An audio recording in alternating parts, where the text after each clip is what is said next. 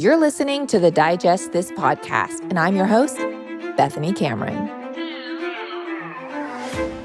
Intermittent fasting is currently one of the world's most popular health and fitness trends, and I hate to even call it a quote trend because humans have been fasting since the beginning of time. Whether we know it or not, we were too. In fact, I bet you didn't know that you fast every single day. Unless you're eating in your sleep, you are fasting from the moment you go to bed till the moment you get up in the morning. But intermittent fasting is more than just abstaining from food during the night, and there are different levels and versions of it. So today I wanted to break it down for you and share in more detail about the different kinds of fasting and the benefits each one poses. A large 2022 meta-analysis found that people who consumed the highest amount of olive oil were 31% less likely to develop cancer. This may be due to the antioxidants in olive oil, which may help reduce oxidative damage caused by free radicals, which is a leading driver of cancer.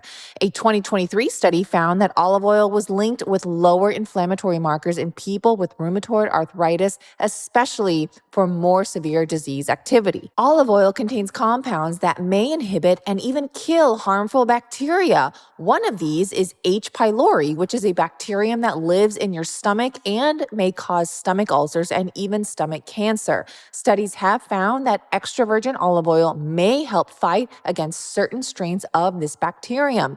Needless to say, start taking olive oil daily, but don't just pick any olive oil off the fluorescent lit store shelves because all the beneficial compounds I just mentioned are most likely gone, rancid, and oxidized. Not to mention, some brands even cut their olive oil with other products such as seed oils to stretch a buck and make more profit. Have you even looked at the date the olive oil in your kitchen was produced? Most likely, it's over a year or two old.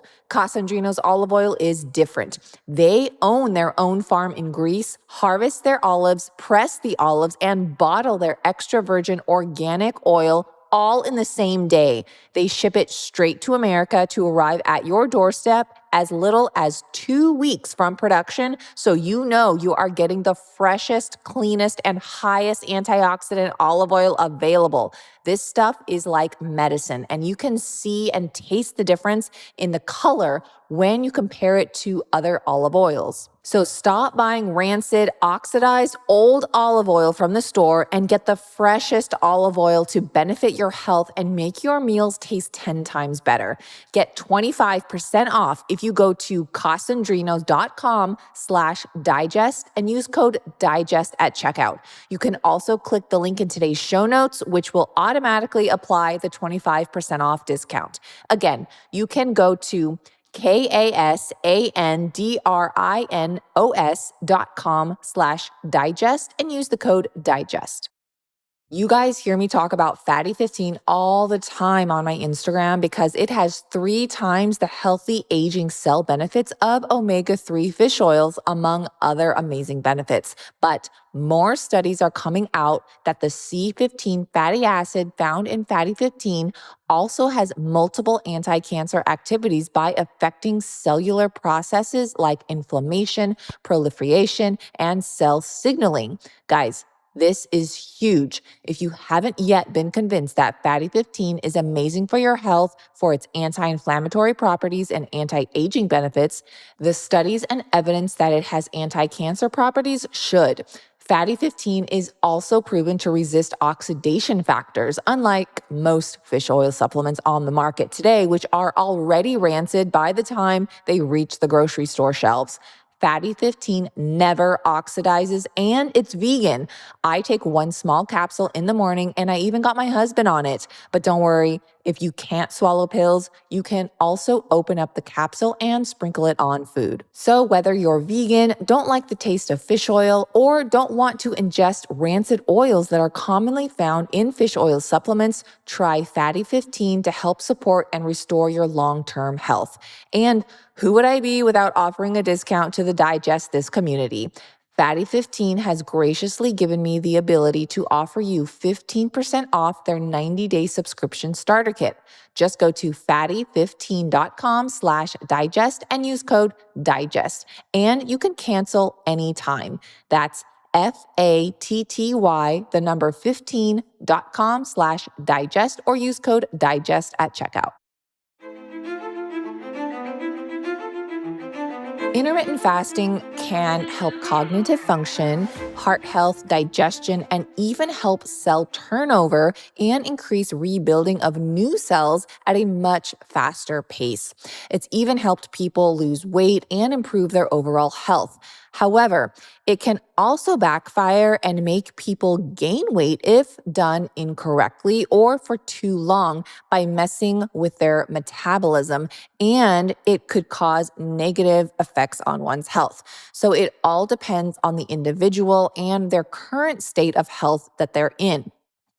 Individuals with certain medical conditions, including diabetes, especially type 1, if you're on medication that require food intake, those with eating disorders or a past history of an eating disorder, or those who are pregnant or breastfeeding, these people should all be avoiding intermittent fasting. So I wanted to first clear the air. So if that's one of you guys that I've mentioned, it's probably not for you, but I do think it's really important to talk about the benefits and, of course, the different levels. So let's first cover the basics in case anyone is unclear. What is intermittent fasting, right?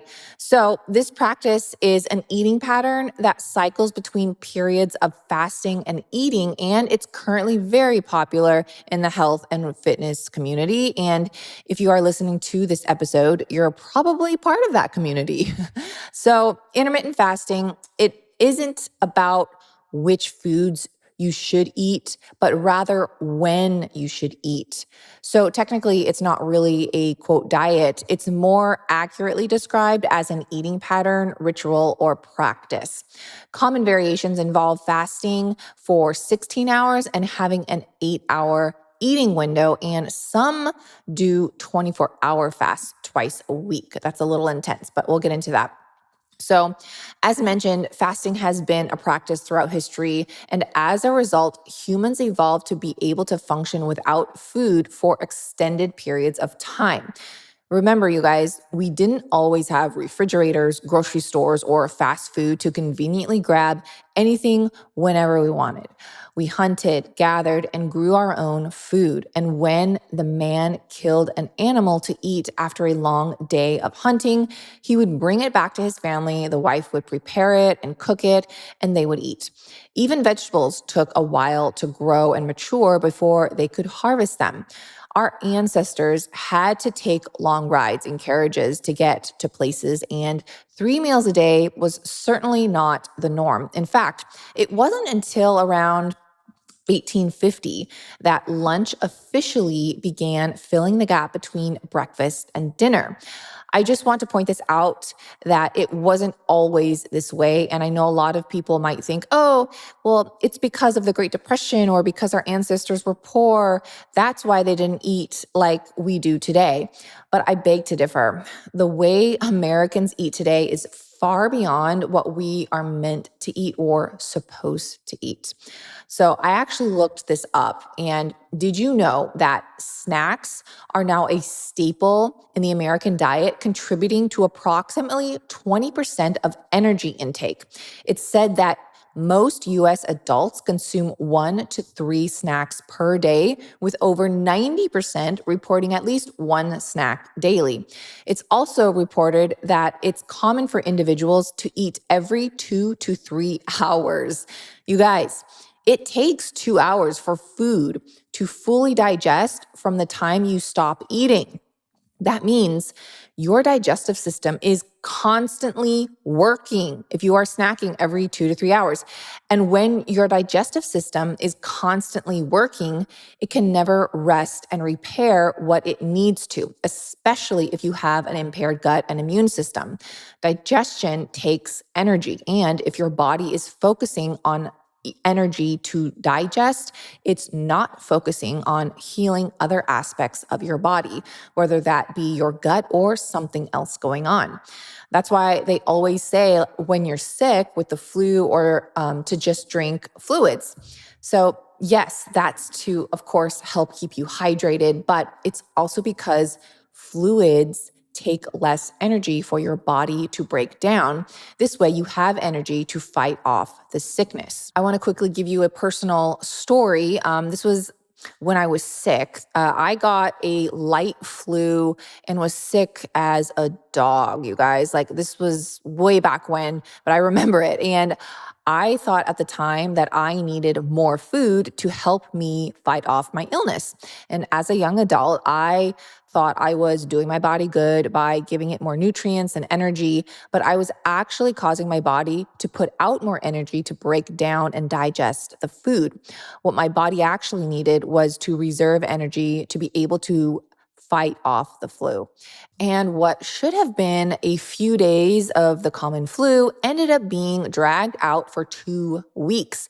If I would have just stuck with bone broth and liquids, I know that this sickness would have recovered and just been done and over with very quick and a lot sooner. So, all that to say, fasting truly does have many aspects and benefits, whether you're sick or not. Again, each person is unique in their own way, and I'm not saying to not eat, but we need to give our digestive system a break and not be putting something in our mouths every 3 hours.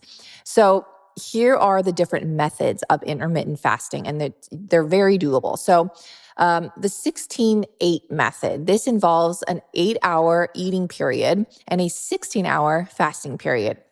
Some people do this by skipping breakfast, but you can also do the reverse and skip dinner or eat early.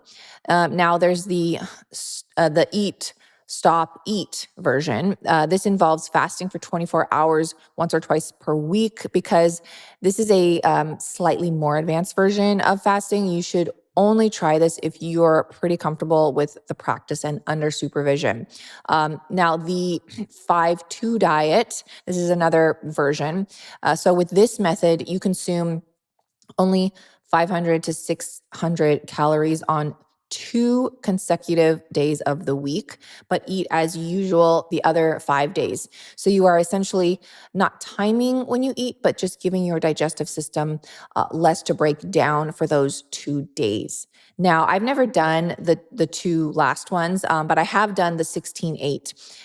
Now, those are the most common, but there are still other ways, such as the 12-hour fast, which is probably the easiest. Now, for example, a person could choose to fast between 7 p.m. and 7 a.m. They would need to finish their evening meal before 7 p.m. and wait until 7 a.m.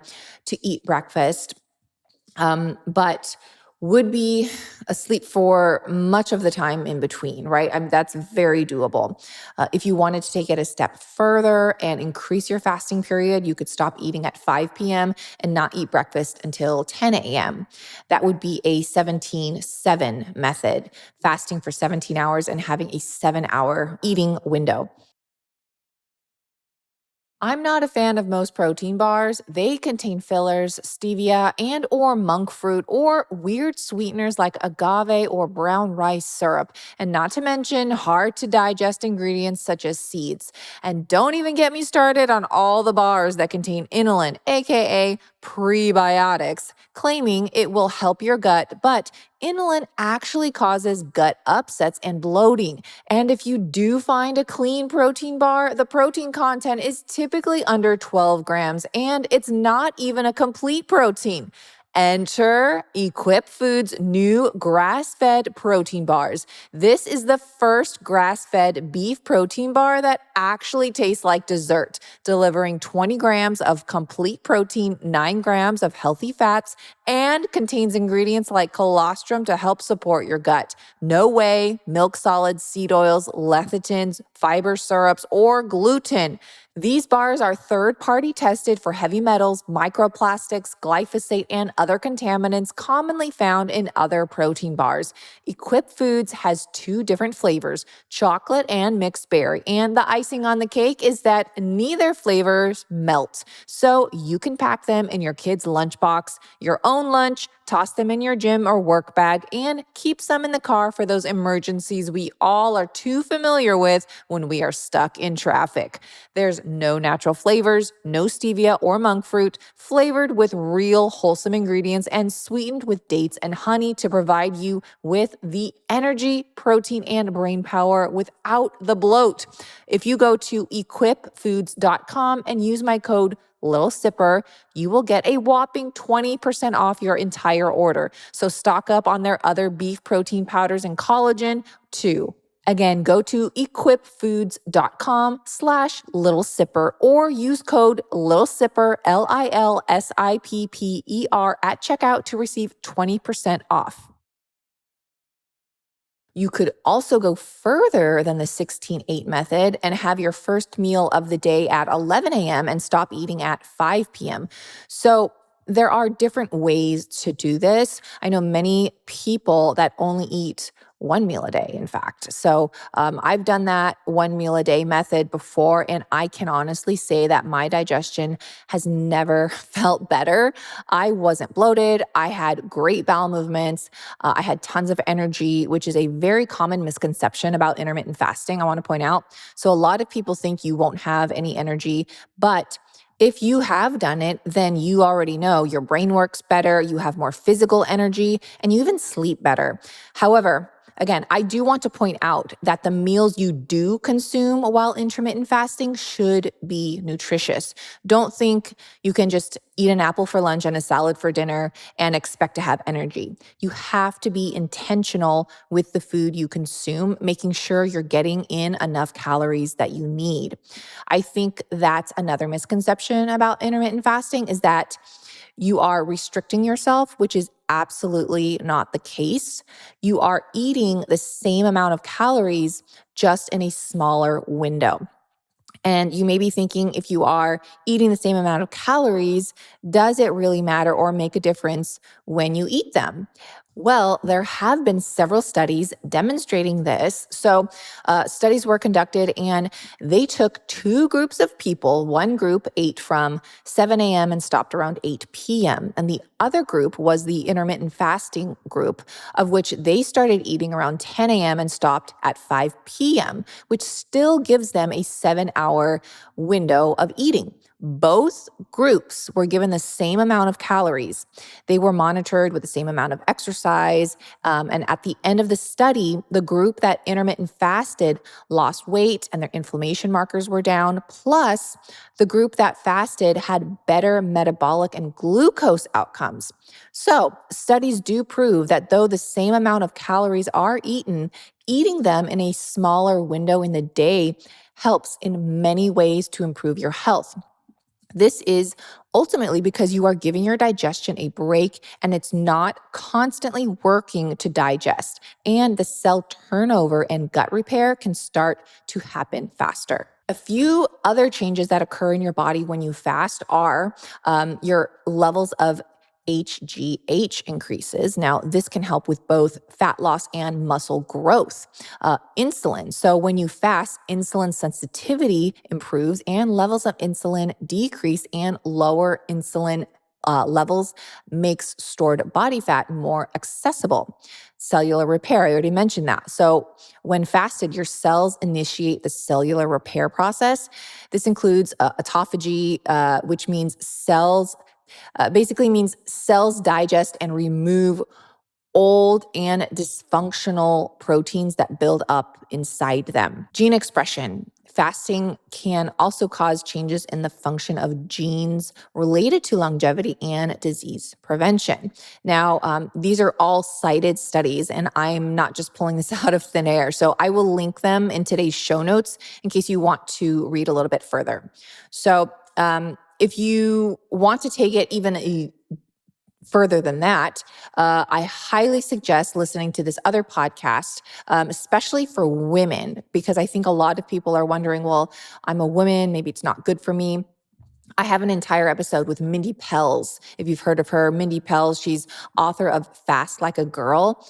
She shares all about how women should be fasting and how to properly do it around your cycle. That is episode 216 of the Digest This podcast. So I highly suggest you go back and listen to that episode. Again, that's episode 216 of my podcast. As with all my podcasts, Bites of Knowledge or the interviews, I always like to just give you some bites of knowledge and perk your interest, because I always encourage people to do their own research. Like, it's out there, right? So the goal of today's episode was to really make you look into it a little bit more and look into the benefits, because I think fasting has a very negative connotation, a negative thought around it, that you are starving yourself and it's not doing your body any good, which it can, if depending on what state of health you are in, but it can also help your gut repair. It can also help cell turnover, all of the things.